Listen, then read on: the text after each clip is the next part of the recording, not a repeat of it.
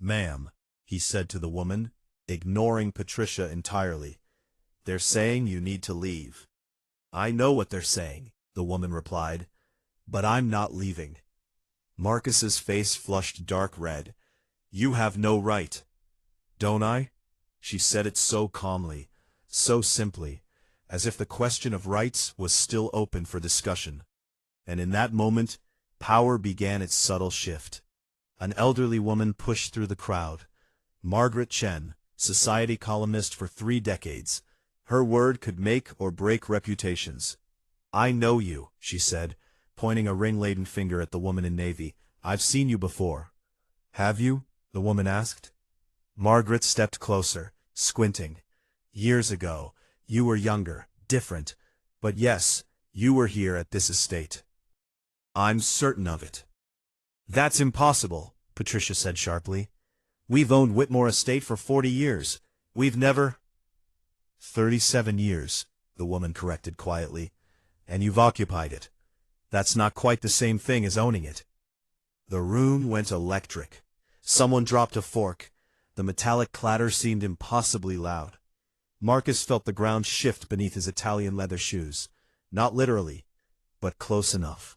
Because the woman's tone carried the weight of documentation, of evidence, of legal precision. "How dare you?" Marcus breathed, his carefully constructed authority cracking at the edges. "Thomas, I gave you an order. Remove this woman, physically, if necessary." Thomas finally turned to face his employer. "Sir," he said carefully, each word chosen with visible effort, "I think you should hear what she has to say." "I don't need to hear anything from some random. My name," the woman said, her voice cutting clearly through the ballroom, "is Judge Amara Washington. And this estate has been in my family for 6 generations." Silence crashed down like a physical force. The kind of silence that happens when reality fractures, when assumptions collapse, when the story everyone believed suddenly reveals itself as fiction. Marcus recovered first, forcing a laugh that sounded hollow even to his own ears. "This is absurd," he said, turning to the crowd as if they were jury and he was still in control. "Patricia, call our attorney. This woman is clearly attempting some sort of elaborate fraud." "Fraud," Judge Washington repeated, as if tasting the word. "That's an interesting choice." She reached into her modest handbag. Several security guards tensed, but she withdrew only a worn manila folder, its edges soft with age and handling.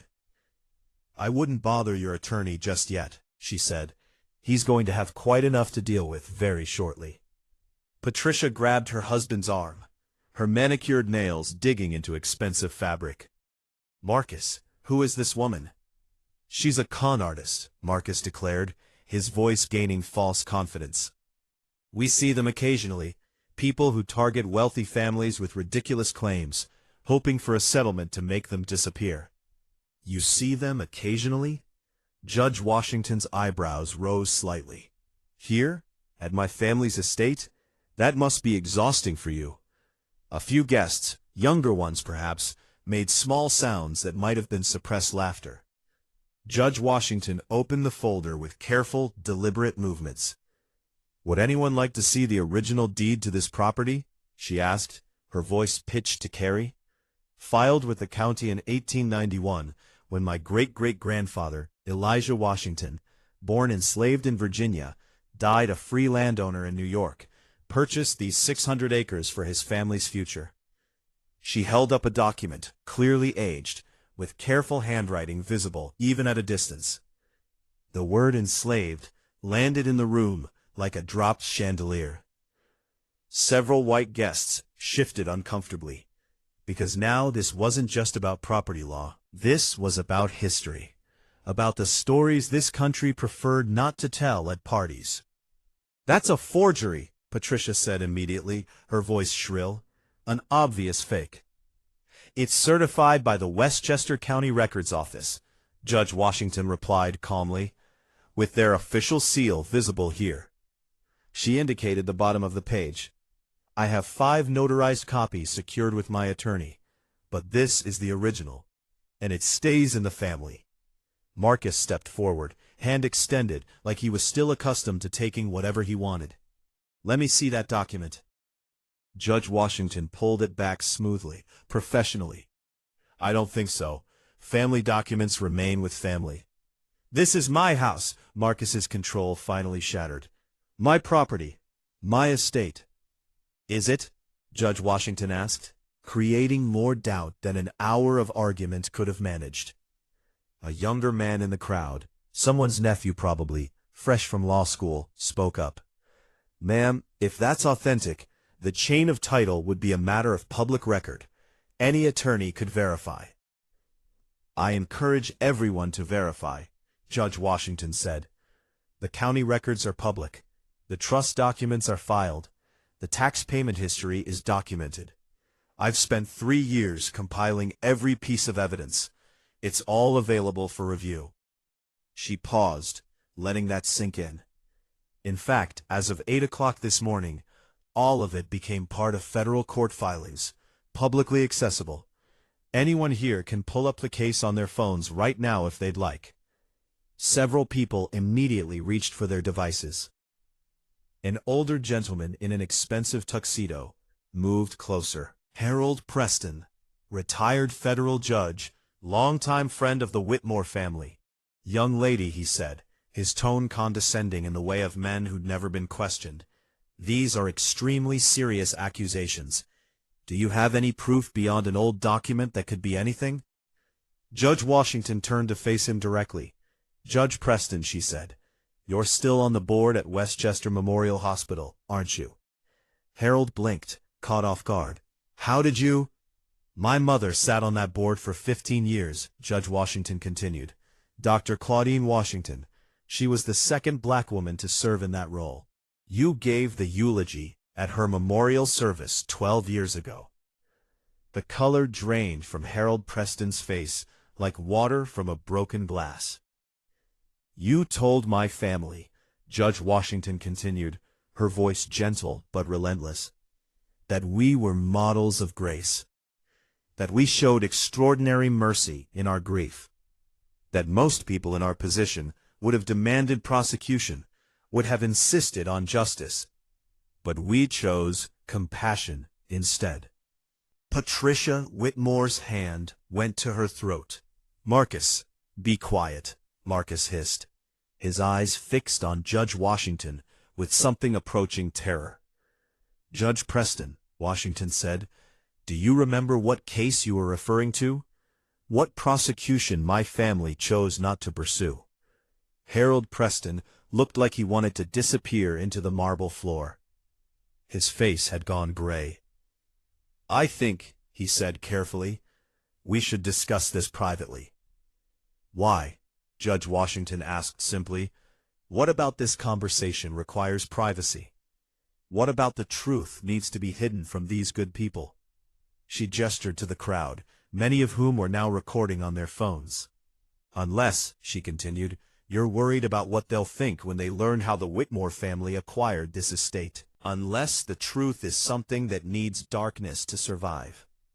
Thomas, the security guard, made a small sound. When Marcus shot him a venomous look, Thomas straightened his shoulders. Sir, he said quietly, perhaps we should listen to what Judge Washington has to say.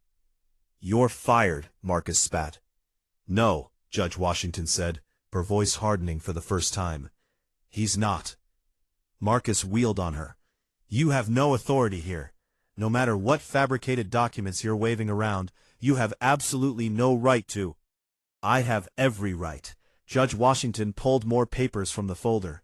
Tax records. Every payment on this property from 1891 through 1988.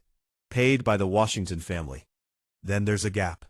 A very suspicious gap. Then, payments resume under the Whitmore name in 1988. She let that information settle over the room like dust.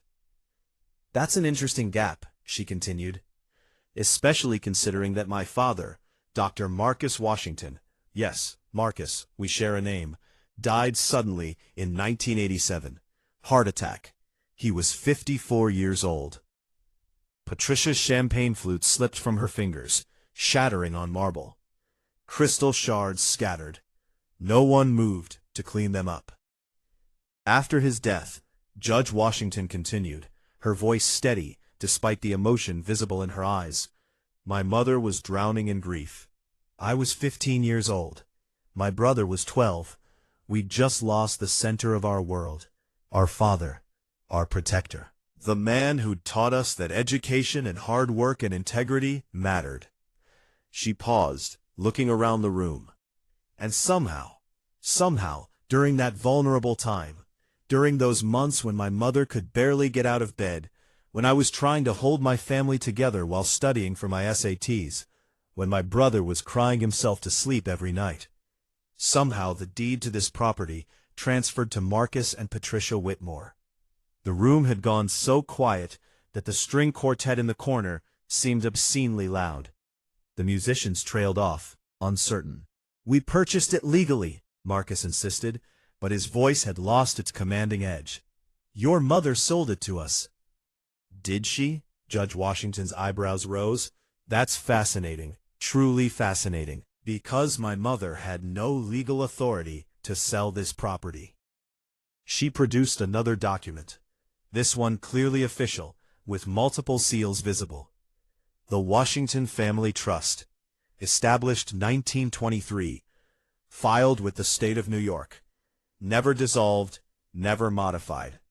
This estate was held in trust, with explicit provisions that any sale would require approval from 3 separate trustees, signatures from all adult family members, and court oversight because minor children, me and my brother, had beneficial interests. Here it is, still active, still legally binding. My mother, grieving and barely functional, could no more have sold this property than she could have sold the moon. Marcus's jaw worked silently. Several guests had pulled up their phones, clearly searching court records. A woman in a red dress gasped, "Oh my God, it's real, the filing, it's all here." Someone else, Federal Court, Southern District, filed this morning. Another voice, the trust document, it's in the county archives, public record since 1923. Judge Washington allowed them their moment of discovery. So I started wondering, she continued, how exactly did this transfer occur? How did my grieving mother, who had no legal authority to sell, somehow convey ownership of a 600-acre estate to the Whitmores? She pulled out another document. I petitioned the county for every record related to this property. Want to know what I found? No one answered, but 200 people were listening with an intensity that made the air feel electric. A deed of sale, Judge Washington said, supposedly signed by my mother, dated March 15, 1988, exactly 3 months and 2 days after my father's death, witnessed by 2 individuals I'd never heard of in my entire life, notarized by a woman named Beverly Hartman. She paused for effect. Beverly Hartman had her notary license revoked in 1992 for falsifying documents, for backdating official paperwork, for selling her seal to the highest bidder. Patricia made a small, wounded sound. The sale price, Judge Washington continued relentlessly, was listed as $200,000 for 600 acres in Westchester County, with a historic mansion, multiple outbuildings, prime location. She looked directly at Marcus. Even in 1987, that was absurdly, insultingly low, a fraction of market value. Today, this property is conservatively worth $42 million. But you know that, don't you, Marcus? You had it appraised last year, $42.3 million, to be exact. Your mother was distraught, Marcus said desperately. She wanted to sell, wanted to escape the memories. We helped her. You helped her? Judge Washington's expression didn't change. Is that what you call it? The folder seemed bottomless. This is my mother's last will and testament, drafted in 1985, 2 years before my father's death, when both my parents were healthy and thinking about their children's futures. Want to know what it says? She didn't wait for an answer. It explicitly states that the Washington estate, that's what it was called then, before you renamed it after yourselves, is to remain in the family in perpetuity, to be held in trust for her children, grandchildren, and all subsequent generations, never to be sold outside the family line, never to leave Washington hands. Judge Washington's voice took on an edge sharp enough to cut. My mother was so clear about this, so passionate, because this estate represented everything my great-great-grandfather fought for, the proof that black families could own land, could build wealth, could create legacies. She pulled out a stapled stack of papers. Dr. Richard Chen's psychiatric evaluation, my mother's doctor, filed April 1988. It states clearly that Dr. Claudine Washington was suffering from severe clinical depression, that she was under psychiatric care, that she was at the time unable to understand or approve complex financial transactions. Judge Washington looked around the room. The supposed sale was dated March 1988, 1 month before her doctor officially declared her incompetent for such decisions. But the evaluation notes she'd been in this state since my father's death in November 1987, which means she couldn't have legally sold the property, someone in the crowd said. Exactly. The room erupted in whispers. Phones were everywhere now, capturing, recording, searching, verifying. Marcus looked like a man watching his life collapse in real time. You subpoenaed medical records, he said, numbly. You went after sealed documents. I'm a federal judge, Washington said calmly. Southern District of New York, appointed 6 years ago, confirmed unanimously by the Senate. Before that, I spent 15 years as a federal prosecutor, specializing in financial fraud, real estate schemes, and the exploitation of vulnerable populations. What happened next would later be described by attendees as watching a controlled demolition. A building that looked solid, suddenly revealing that its foundation had been dust all along. Patricia actually stumbled, caught herself on a marble column. Her face had gone white beneath expensive makeup. Marcus's complexion went from red to gray to a sickly green in the space of 3 seconds. Because now they understood. They hadn't just stolen from a grieving widow and her children. They'd stolen from someone who grew up to become one of the most powerful legal authorities in the federal system. Judge Harold Preston, Washington said, turning back to the older man who challenged her credentials. Now do you understand what mercy my family showed? What my mother chose not to pursue, despite her grief and confusion and rage? Harold nodded slowly, miserably. He looked like he'd aged a decade in 10 minutes. The forgery, he said quietly. The fraud. The exploitation. If she had pressed charges back then, Marcus and Patricia Whitmore would have faced federal prosecution, Judge Washington finished.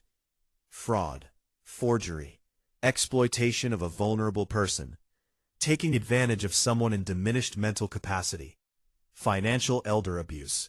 She let that sink in. The recommended sentencing guidelines for those combined charges?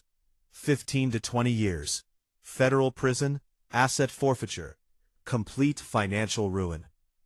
Patricia was openly crying now, black mascara tracking down her carefully made-up face. My mother made me promise, Judge Washington continued, her voice softening slightly. On her deathbed, 10 years ago, cancer, she held my hand and made me swear. Don't pursue criminal charges, she said. Don't let anger consume you the way it consumed me. Don't let revenge poison your life. Promise me. Judge Washington's eyes glistened, but her voice remained steady. I promised. I honored that promise. For 10 years I've honored it. I didn't file criminal charges. I didn't pursue prosecution.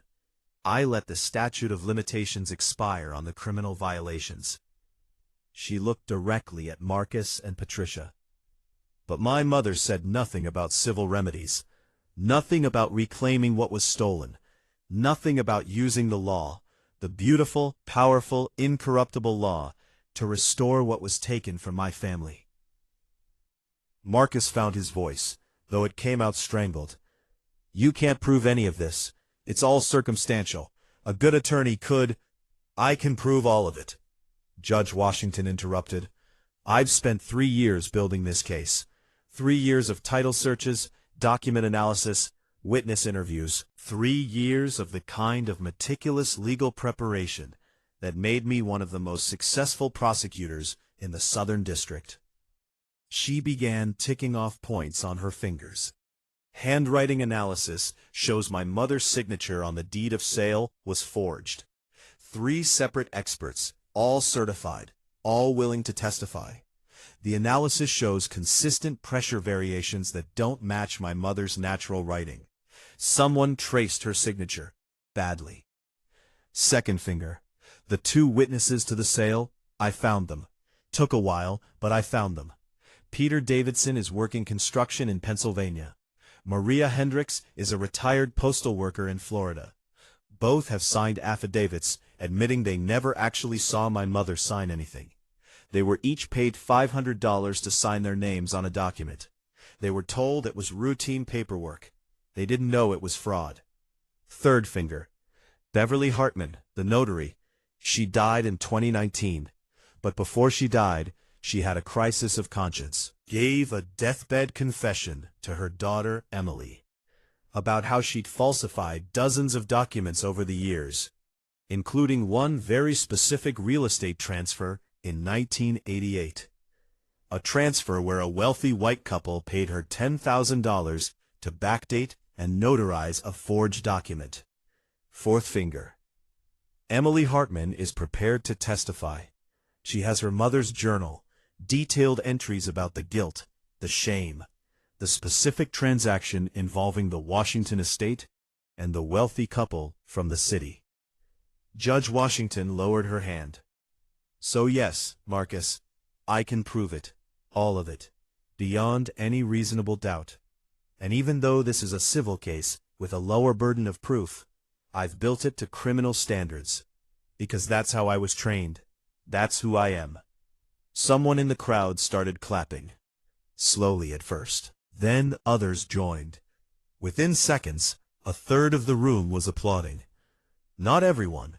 Some guests looked uncomfortable. Some looked angry. Some clearly aligned themselves with the Whitmores and didn't appreciate seeing their friends exposed. But enough people were clapping that the sound became significant, real. Because even in rooms like this, even among the wealthy and privileged, there were people who recognized justice when they saw it, or at least recognized a dramatic reversal of fortune. Patricia's mother, a silver-haired woman in purple silk, dripping with emeralds, pushed through the crowd. Elizabeth Montgomery, heiress to a shipping fortune, matriarch of one of New York's oldest families. Patricia Ann Whitmore, she said, her voice cutting through the applause. Is this true?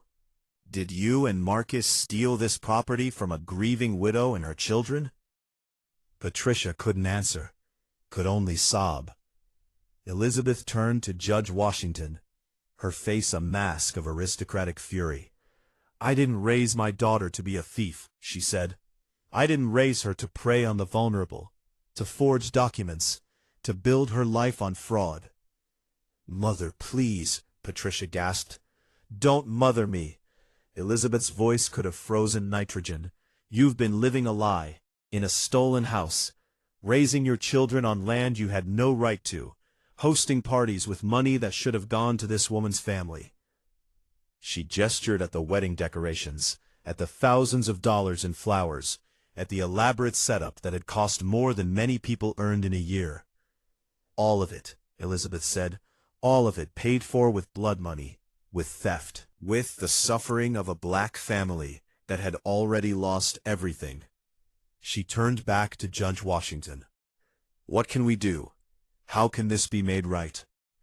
Marcus finally moved, lurching toward Judge Washington with his hand outstretched. Whether to plead or attack, no one could tell. Thomas and 2 other security guards intercepted him smoothly. Professional, firm. They'd been waiting for this. Don't, Thomas said quietly, his hands on Marcus's shoulders. Don't make this worse than it already is. Marcus struggled for a moment, then went limp. All the fight seemed to drain out of him at once. You don't understand, he said, his voice broken. After Patricia's father lost everything in the '87 crash, we were bankrupt. We'd have lost our social standing, our reputation, everything we'd worked for. He looked up at Judge Washington, and for the first time, his face showed something other than arrogance. It showed shame. When I found out your mother was vulnerable, he said quietly, that your father was gone, that there was no one protecting your family's interests, I thought I could take advantage. Just this once. Just to survive. To survive, Judge Washington repeated. You stole a $40 million estate to survive. We needed it, Patricia sobbed. We needed to maintain our position, our daughter's marriage prospects, our place in society. Judge Washington looked at them both for a long moment. You needed my family's legacy more than my family did. Is that your argument? Neither of them could answer. Judge Washington closed the folder. Here's what's going to happen, she said, her voice calm and judicial. I filed suit in federal court this morning. All the evidence is documented. All the witnesses are prepared. The case will be heard in 4 weeks. She looked around the room. You can fight it. You can spend millions on attorneys, drag this through the courts for years, make my family relive the trauma of what you did, force us to prove over and over again that we have a right to our own legacy. She paused. Or what? Marcus whispered. Judge Washington's expression was unreadable. Or you acknowledge what happened. You return the property to the Washington Family Trust. You make a public statement, a real statement, not some carefully worded non-apology drafted by lawyers. You admit the fraud. You admit the forgery. You admit that you stole this estate from a black family in their moment of greatest vulnerability. You'll ruin us, Patricia said. You ruined yourselves, Judge Washington replied. I'm just making it public. But then her expression shifted slightly, softened. However, she continued, I meant what I said about mercy, about honoring my mother's dying wish. That promise stands. Marcus looked up, hope flickering in his eyes for the first time. What do you want? He asked. What would make this right? Judge Washington considered. The property returned to the Washington Family Trust, where it legally should have been for the last 37 years. She held up a hand as Marcus started to speak. But I'm not unreasonable. I understand you've lived here for nearly 4 decades. You've maintained the property. You've made improvements. You've invested money, stolen money, but still money, into preservation and upkeep. She seemed to be calculating. So here's what I propose. You execute a quitclaim deed, transferring all property rights back to the Washington Family Trust. In exchange, the trust will pay you fair market value for any documented improvements you've made that increase the property's value. That could be millions, Patricia said, looking up with red-rimmed eyes. It could be, Judge Washington acknowledged. Probably between 2 and 5 million, based on the renovation records I've reviewed. You'll have 90 days to vacate. The trust will hire a neutral third-party appraiser to assess your improvements. You'll receive payment for those improvements within 30 days of the property transfer. The trust will also agree not to pursue civil damages beyond the return of the property itself. No lawsuit for lost rental income. No claim for the market appreciation you enjoyed. No demand for the 37 years of profits you made from my family's land. Marcus and Patricia looked at each other, clearly calculating. But in exchange, Judge Washington's voice hardened, you will publicly acknowledge what happened. A detailed written statement admitting to the fraud. It will be filed with the court, published in the legal notices, made available to the press. You'll destroy our reputation, Marcus said. Your reputation was built on a lie, Judge Washington replied. On stolen land, on forged documents, on the suffering of my family. Whatever reputation you lose, that's not destruction. That's accountability. She looked around the room at the 200 guests watching this unfold. Your choice is simple. Public acknowledgement and financial settlement, with no criminal referral. Or we go to trial, where all of this becomes public anyway, and I pursue every possible remedy, including criminal referrals to the state attorney general for prosecution of fraud, forgery, and exploitation. We need time to think, Marcus began. No. Judge Washington's tone left absolutely no room for argument. You have until Monday morning, 9 a.m. My attorney will be in his office. He'll sign the documents, make the statement, and begin the transfer process. She looked directly at both of them. Or the criminal referrals will be filed by noon, and I promise you, the state takes this kind of thing very seriously. Especially when federal judges bring them cases with this much documentation. Monday, Patricia whispered. That's only 48 hours, Judge Washington finished. You've had 37 years in my family's home. I think 48 hours to decide whether you prefer public embarrassment or prison is more than fair. She turned toward the door, then paused. As for tonight, she said, looking back at the stunned crowd, this party continues. These guests came for a celebration. The musicians deserve to be paid for their work. The catering staff has prepared beautiful food. This wedding should proceed. You can't be serious, Patricia gasped. Judge Washington's expression was perfectly serious. I'm completely serious. Consider it your final event at the Washington estate. Make it memorable. Say your goodbyes to a house you never should have had. She gestured to the room. Everyone here has witnessed what happened tonight. They've heard the truth. They can verify it on their phones. By Monday, this will be all over social media, all over the news. You'll never be able to claim ignorance or confusion. The truth is out. Judge Washington smoothed her navy dress. So enjoy the party, dance, eat the expensive food, drink the champagne you bought with my family's money. Because on Monday at 9 a.m., you're going to acknowledge what you did, and then you're going to give us back what you stole. She walked toward the French doors, the crowd parting before her like water. At the threshold, she paused and turned back one final time. Thomas, she called across the room. The security guard straightened. I'd like you to stay on after the property transfers. We'll need someone who knows the security systems, who understands this place, who actually cares about it, if you're interested. Thomas's eyes went bright. Yes, ma'am, I'd be honored. Judge Washington nodded, then looked to two other longtime staff members hovering near the kitchen entrance. Maria, James, same offer extends to you both. This was your workplace long before it was theirs. I remember you from my childhood. I remember your kindness to my family. I remember your loyalty to my parents. The older black woman, Maria, brought her hand to her mouth, tears spilling down her cheeks. Miss Amara, she whispered. Little Miss Amara. You remember us? Of course I remember, Judge Washington said gently. You made me hot chocolate when I couldn't sleep. You let me help you in the gardens. You were there the day my father died.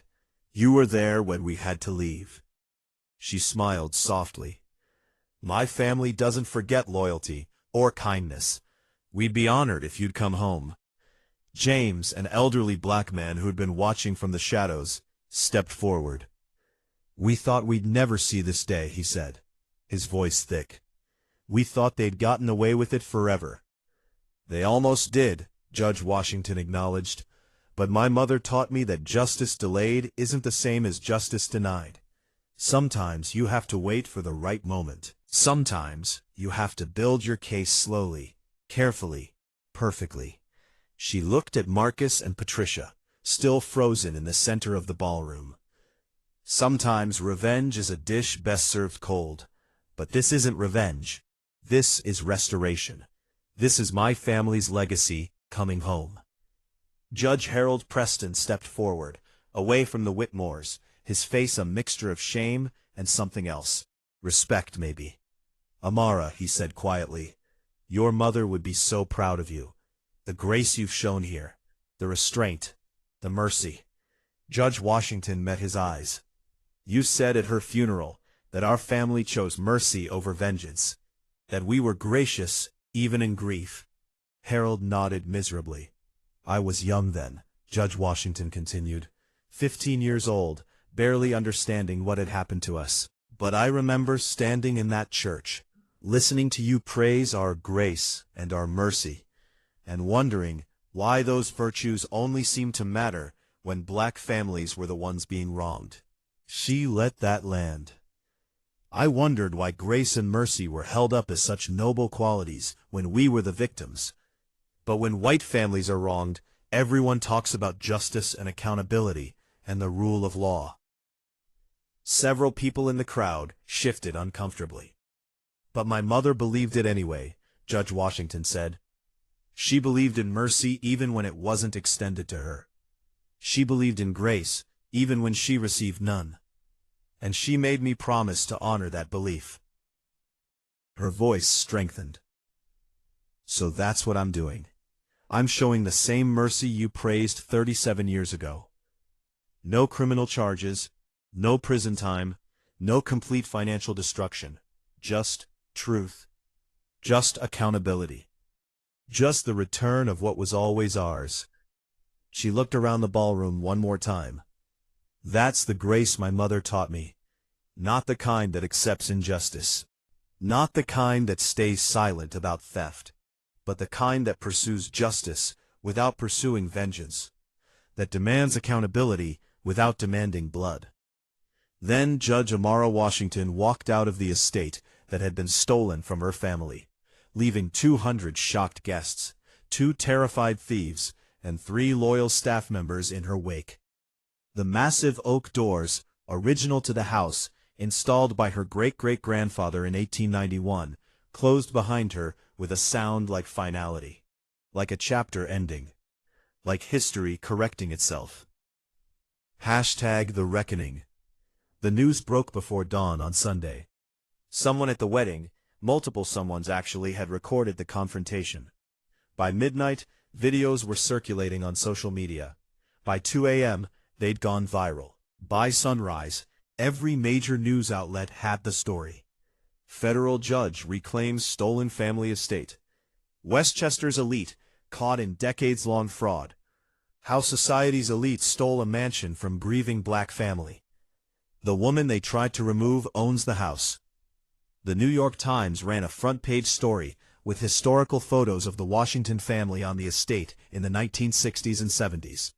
Images of Elijah Washington, the family patriarch, standing proudly on land he'd purchased with money earned from the railroad company he'd worked for after emancipation. Photos of Dr. Marcus Washington, Amara's father, hosting civil rights leaders on the estate grounds in the 1960s. Thurgood Marshall had visited. So had John Lewis. The Washington estate had been a safe haven during dangerous times. The estate had history. Real history. Important history. And the Whitmores had stolen it. By Sunday afternoon, the pressure was unbearable. Patricia's mother publicly disowned her daughter. I did not raise a thief, Elizabeth Montgomery told reporters outside her Park Avenue residence. What my daughter and son-in-law did is unconscionable. If they had asked me for money in 1987, I would have helped them. Instead, they chose to steal from a grieving black family. I cannot forgive that. I will not defend it. Marcus's business partners began distancing themselves. Board positions were quietly rescinded. Pending further review of the allegations, they said. Everyone knew what that meant. The country club suspended their membership until the matter is resolved. Their daughter's fiancé's family released a statement. In light of recent revelations, we believe it's best to postpone the wedding indefinitely while both families reflect on their values and commitments. The wedding was off. On Monday morning, Marcus and Patricia Whitmore's attorney arrived at Judge Washington's lawyer's office at 8:30 in the morning. 30 minutes early. He carried a briefcase full of documents, already signed. "My clients," he said heavily, "wish to accept Judge Washington's terms. They understand the alternative." The documents were executed by 9:15 a.m. The public statement was released at 10 a.m. "We, Marcus and Patricia Whitmore, acknowledge that in 1987-1988, we obtained the property known as the Washington Estate through fraudulent means. We took advantage of the Washington family during their time of profound grief and vulnerability following the death of Dr. Marcus Washington. We forged documents, falsified records, and paid individuals to create the false appearance of a legitimate property transfer. We stole an estate that had been in the Washington family for generations, an estate that represented the legacy of formerly enslaved people who built something extraordinary for their descendants. We accept full responsibility for our actions and agree to return the property to its rightful owners, the Washington Family Trust. We deeply regret the harm we have caused and acknowledge that no apology can undo the pain and injustice we inflicted on the Washington family. We are profoundly sorry." The statement was filed with the federal court, published in the legal notices, released to every major media outlet, and the reaction was immediate, brutal, and unforgiving. The social media response was a firestorm. Hashtag Washington Estate trended nationally for 3 days. Hashtag Justice for Amara became a rallying cry. Whitmore Thieves was less charitable but equally popular. Legal commentators praised Judge Washington's strategy. "This is how you build a case," said one former prosecutor on CNN. 3 years of meticulous preparation, every possible angle covered, every witness secured, every document authenticated. It's prosecutorial excellence applied to civil litigation. Civil rights organizations released statements celebrating a long-delayed but deeply meaningful restoration of Black wealth and legacy. But the conversation wasn't just about property law. It became about something bigger. "This is what theft of Black generational wealth looks like," said Dr. Imani Cole, a historian specializing in property rights and racial justice, in a widely shared interview. "People think it's ancient history. They think redlining and discriminatory lending and property theft only happened in the distant past. But this happened in 1987. Amara Washington is in her 50s. This isn't history. This is now." She continued, "And think about what was stolen. Not just a house, not just land, but the ability to build generational wealth. The security of knowing your children and grandchildren would have a foundation." The Whitmores lived in luxury for 37 years on stolen property. They used that address, that prestige, to build social connections and business opportunities. Meanwhile, the Washington family had to start over, had to rebuild from nothing while grieving. The interview was viewed 14 million times. But not everyone sympathized with Judge Washington. Some conservative commentators accused her of social justice activism from the bench, and suggested she should recuse herself from any future cases involving racial issues. "This is a clear conflict of interest," said one Fox News pundit. "How can she be objective about race-related cases when she's used her position to wage a personal vendetta?" The criticism fell flat, because Judge Washington hadn't used her judicial position for the case. She'd filed as a private citizen. She'd built the case the same way any attorney could have. Her judgeship gave her knowledge and skill, but not unfair advantage. And the evidence was so overwhelming that even critics had to acknowledge the Whitmores had committed fraud. The only debate was whether Judge Washington should have pursued criminal charges. On that question, most people sided with Mercy. "She kept her promise to her mother," wrote one editorial. "She pursued justice without vengeance. She reclaimed what was stolen without destroying the people who stole it. That's not activism. That's grace under pressure. That's the kind of character we should want in a federal judge." The business community had its own reckoning. Because the Whitmores weren't outliers. They were part of a system. Investigative journalists started digging into other property transfers from the 1980s and 90s. Other cases, where black families in crisis had mysteriously sold valuable properties for suspiciously low prices. Other cases, where vulnerable widows had signed away generational wealth. Other cases, where the documentation looked questionable. The Washington case isn't unique, reported ProPublica, in a devastating exposé. It's just the one where the victim had the resources and expertise to fight back. How many other families lost their legacies and never had the ability to reclaim them? The article identified at least 17 similar cases in the Northeast alone. Properties that had transferred from black families to white families under suspicious circumstances during economic downturns or family crises. Only one other family had successfully challenged the transfers. The rest had lacked the legal knowledge, the financial resources, or the documentation to prove fraud. The statute of limitations had run out on most of the cases. Justice delayed had become justice denied. Except for the Washingtons.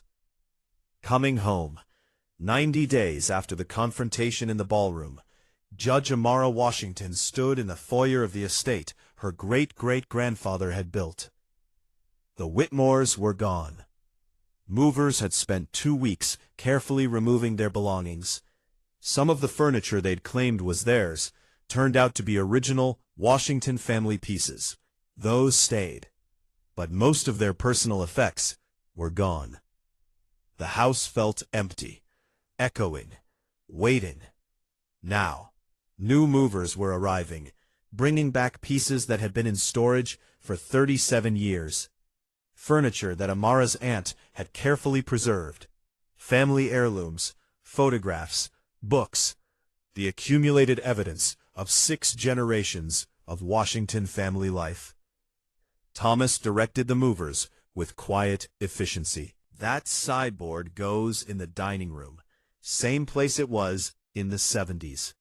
The portrait of Elijah Washington, main staircase landing, where it belongs. Maria was in the kitchen, already preparing food. This house needs life in it, she'd said. Needs cooking smells and voices. Needs to remember what it was before they took it. James walked the grounds with Amara's brother, Malcolm, pointing out changes. They paved over your grandmother's rose garden here, put in a tennis court. We can restore it if you want. I remember exactly how it was laid out. Amara walked through the ballroom where everything had changed. The Whitmores had redecorated heavily, all white and gold, and trying too hard to look old money elegant. The Washington aesthetic had been warmer, more focused on comfort than impression. We'll restore it, Malcolm said, coming to stand beside his sister. Bring back what it was, what it should have been all these years. Dad would have loved seeing this, Amara said quietly, seeing us come home.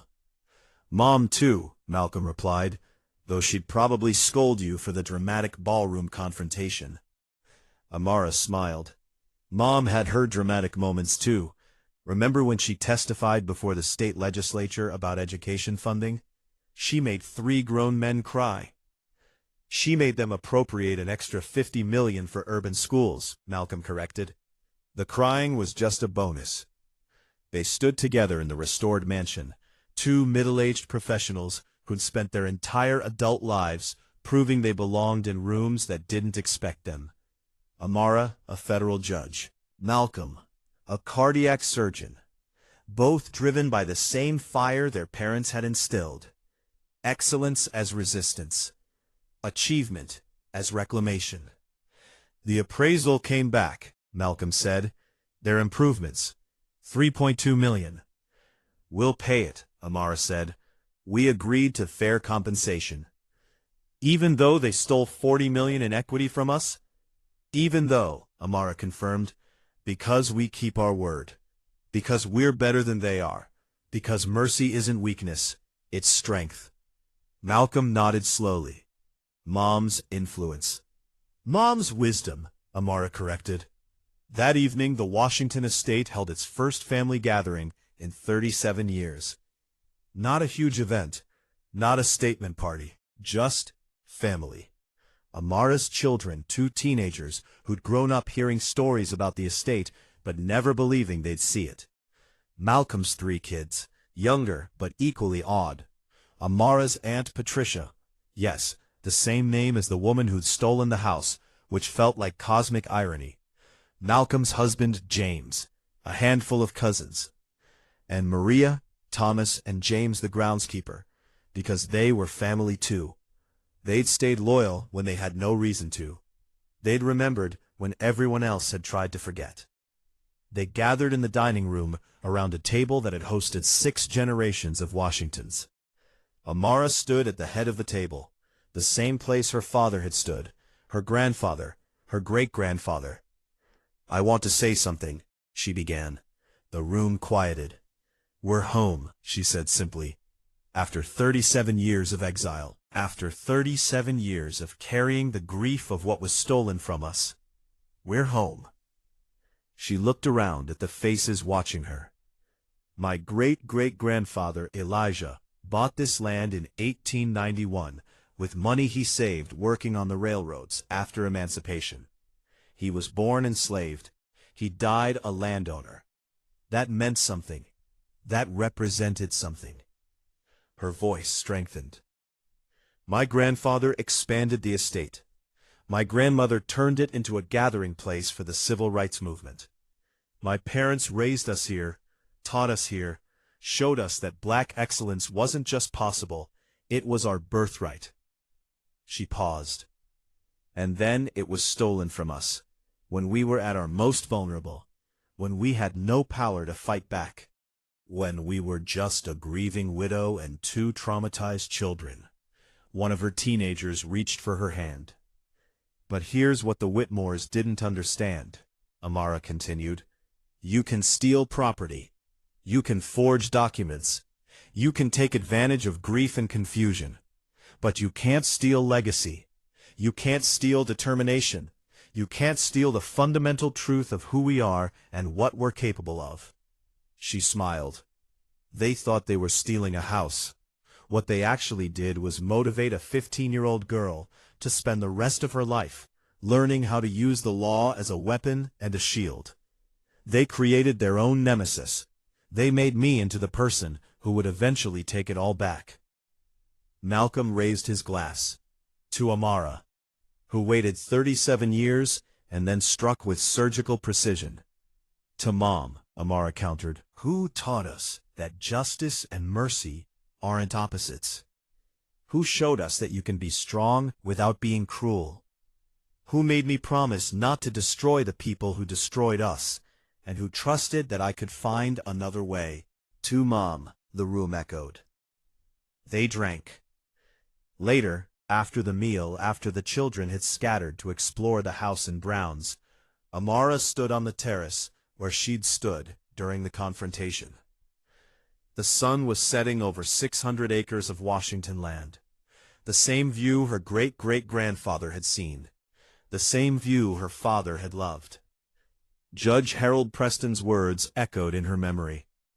"Your mother would be so proud." She thought about her mother. About Dr. Claudine Washington, brilliant and broken by grief. About the woman who'd lost her husband, and then lost her home, and then spent the rest of her life wondering if she'd failed her children. "I kept my promise, Mom," Amara whispered to the twilight. "No criminal charges, no vengeance, just justice, just truth, just our legacy coming home." A text from an unknown number. She almost didn't read it. Then curiosity won. "This is Patricia Whitmore. I know I have no right to contact you. I know an apology can't fix what we did. But I wanted you to know, we're teaching our children what we did. We're not letting them grow up thinking what we did was acceptable or explainable. We're trying to do better. I don't expect forgiveness. I just wanted you to know we're trying to learn, to change, to be better than we were." Amara stared at the message for a long moment. She could ignore it. she could block the number. She owed Patricia Whitmore nothing, but her mother's voice whispered in her memory. Grace isn't about what people deserve. It's about who you choose to be. Amara typed a response. Thank you for telling your children the truth. That matters more than you know. I hope you learn from this. I hope you use whatever privilege you have left to make sure what you did to my family never happens to another family. That would honor my mother's mercy more than any apology. She hit send. Then she deleted the conversation and blocked the number. Because forgiveness didn't require ongoing relationship. Grace didn't mean making yourself available for continued harm. You could extend mercy and still protect your peace. 6 months later, the Washington estate's first official event under Amara's stewardship was a fundraiser for legal aid organizations that helped families fight property fraud and financial exploitation. 500 people attended, 3 times as many as the Whitmore wedding. The guest list was different too. Not just wealthy donors, though those were present, but also community organizers, civil rights attorneys, families who'd been fighting property fraud cases for years, young lawyers who specialized in helping vulnerable populations. Among the attendees were several of the same people who'd been at the Whitmore wedding. They came with checkbooks and carefully worded apologies, eager to be on the right side of this story. Thomas, Maria, and James oversaw the event with visible pride. This was their home too now, officially, with contracts and benefits and respect. The Whitmores had moved to a modest 3-bedroom house in Connecticut.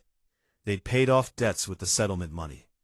Marcus had taken a mid-level position with a financial firm, nothing prestigious, but steady. Patricia had started volunteering with an organization that helped families navigate probate and estate planning. Whether it would be enough was between them and their conscience. They weren't invited to the fundraiser. Neither expected to be. When reporters asked Judge Washington why she'd been so generous in the settlement terms, why she hadn't pursued every possible dollar in damages, her answer was measured. Because my goal was never to destroy the Whitmores, she said. It was to reclaim what was mine and ensure they could never do this to another family. Those goals have been accomplished. But privately, she knew another truth. Watching the Whitmores' perfect facade crack and shatter, watching their social standing collapse, their reputation crumble, their carefully constructed life revealed as built on fraud. That had satisfied something she wasn't entirely proud of. The human need to see wrongdoing answered with consequences. Her mother had been wiser than Amara had realized at 15. By extracting that deathbed promise about criminal charges, she'd saved her daughter from the poison of pure revenge. She forced Amara to find a better way, a harder way. Justice through law, accountability through truth, restoration without complete destruction. It was a narrow path to walk, but Amara had walked it. And standing in the estate that had finally come home, she felt something she hadn't felt in 37 years. Peace.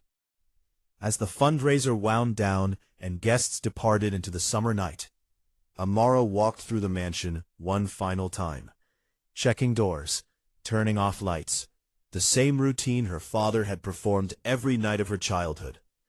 In the library, she paused before a photograph she'd recently hung. Her parents on their wedding day, standing on the marble steps, young and hopeful and unaware of the tragedy ahead.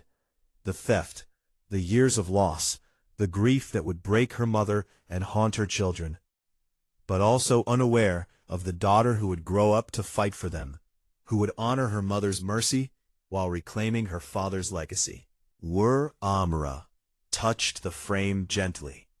Whispered home, she whispered. Amara touched the frame gently. We're home, she whispered. And this time, we're staying. Because in the end, That was the victory that mattered most. Not the viral videos or the headlines or the social media storm. Not the satisfaction of watching the Whitmores' reputation crumble or their perfect life revealed as fraudulent. Not even the legal triumph, though that was sweet.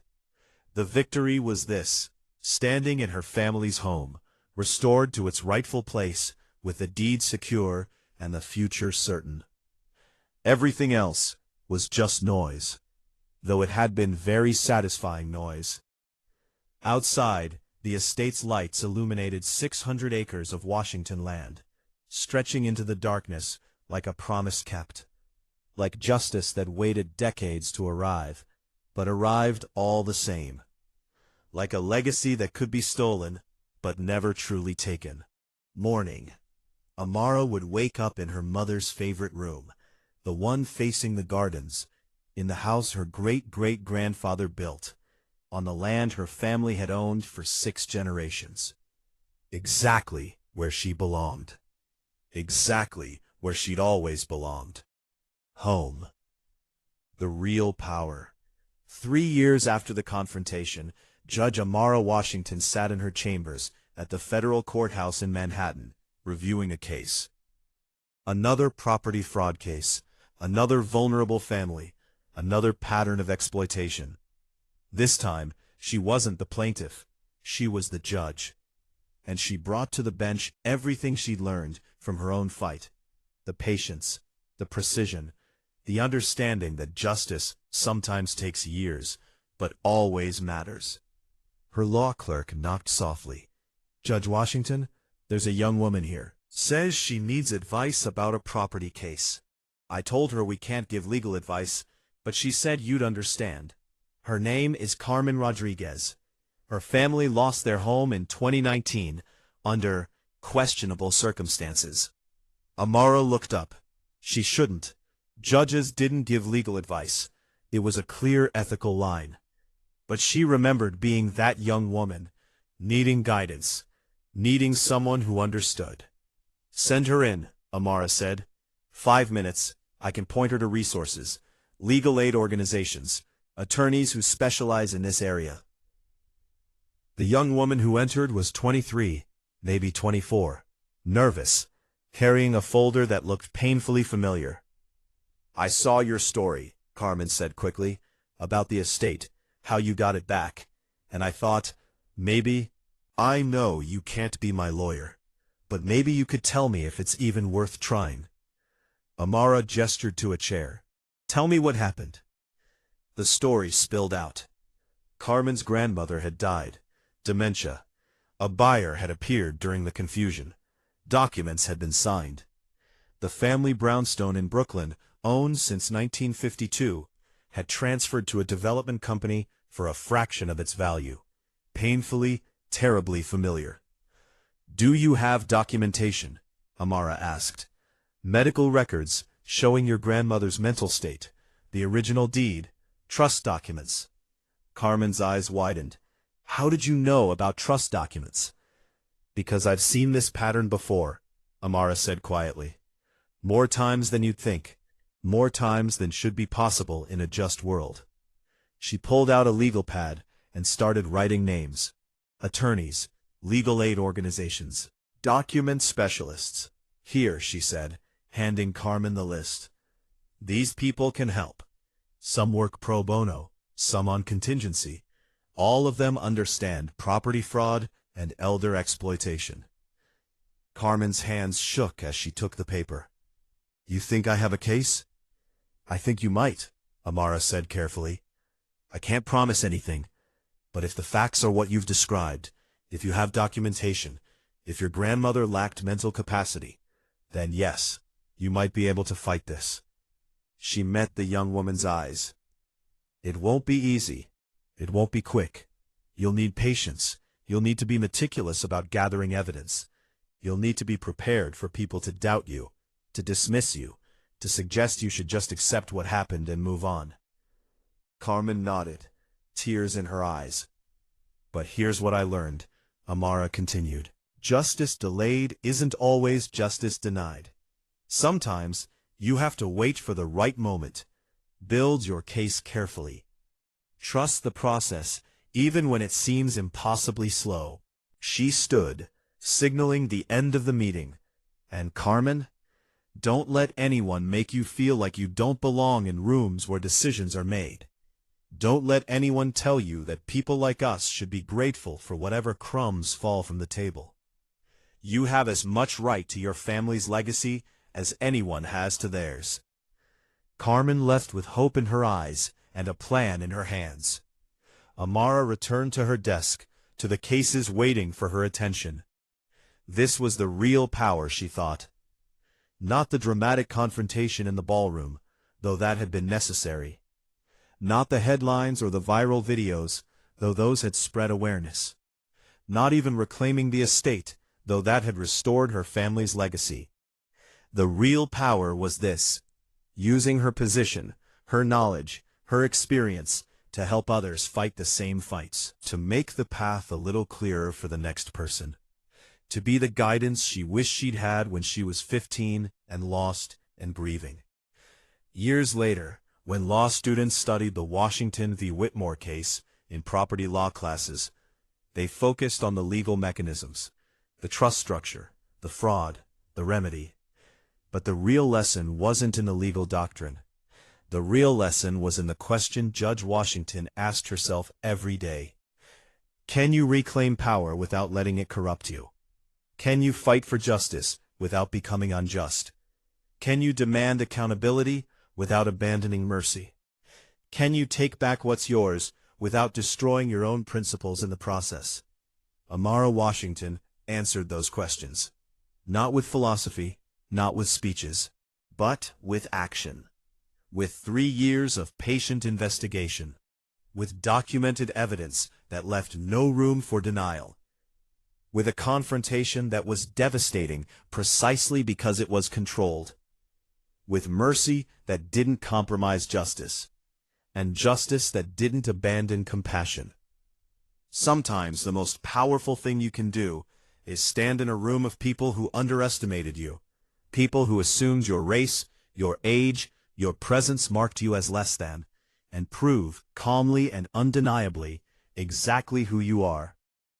Sometimes mercy isn't weakness. It's the ultimate power move, showing you could destroy someone, but choosing not to. Choosing restoration over revenge. Choosing truth over vengeance. That's a power no one can steal, forge, or fake. That's the power Amara Washington brought home. And that's the power she carried forward, into courtrooms, into chambers, into every case where the vulnerable faced the powerful, and needed someone who understood what it meant to fight from underneath. The estate still stands, 600 acres in Westchester County, the Washington family name on the deed where it belongs. Tourists sometimes drive by, hoping to glimpse the house from the viral videos, the place where justice was reclaimed in real time.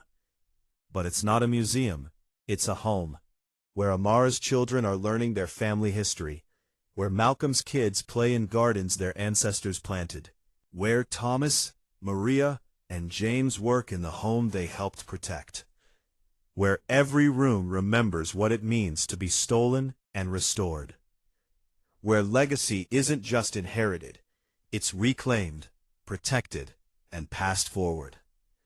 And on quiet evenings when the house is peaceful and the grounds are still, Amara sometimes walks through the ballroom where everything changed. She thinks about the woman she was at 15, displaced, grieving, powerless. She thinks about the woman she became, federal judge, prosecutor, the person who learned to use law as both sword and shield. She thinks about her mother's final request: don't let anger consume you. Don't become what you're fighting against. Promise me. And she thinks about the narrow path she walked between justice and vengeance, between reclaiming and destroying, between power used well and power used badly. That's the real victory. Not just winning, but winning in a way that honors who you are and who you want to be. Not just getting justice, but getting it without losing yourself in the process. but using it to make the path easier for the next person who needs to fight. True power isn't about domination. It's about standing in a room that dismissed you and calmly proving you were never the outsider. It's about reclaiming legacy without surrendering humanity. It's about justice with memory and mercy with teeth. That's the lesson of the woman they tried to remove. That's the legacy of Judge Amara Washington. That's the story of how one family came home.